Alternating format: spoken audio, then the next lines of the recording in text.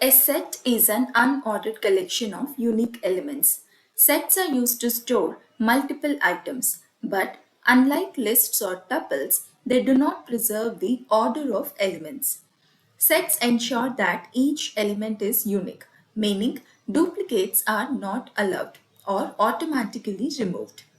You can create a set by enclosing comma-separated values within curly braces or by using a set constructor. Unlike lists or tuples, you cannot access the elements in set using index.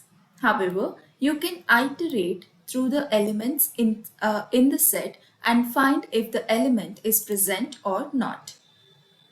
You can add an element to the set using add method. So our original names array contains John, Alice and Jerry. Now I want to add another name called Tom. So I'll just call this function with a value Tom as parameter. This would be the output of this operation. You can remove the element from a set using remove method or by using discard method. The difference between these two is if the element that you want to remove is not present inside this set, it throws a key error. However, if the element is not present using discard, it doesn't throw any error. Let me uncomment this, save and run the file. You see that there is a key error because when we use remove, if the element that we want to remove is not part of the set, it throws an error. So it is safe to use discard rather than remove function. Length of the sets can be found using len function. So now we have only two items in the set, so the length is 2. The union operator is used to perform the union of two sets, which combines all unique elements from both sets. Look at this set. Set 1 has items 1, 2, 3. Set 2 has items 3, 4, 5.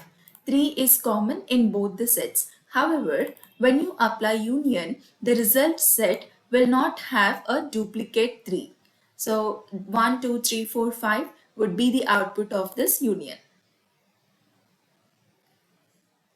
Intersection or AND operator is used to find the common elements between two sets.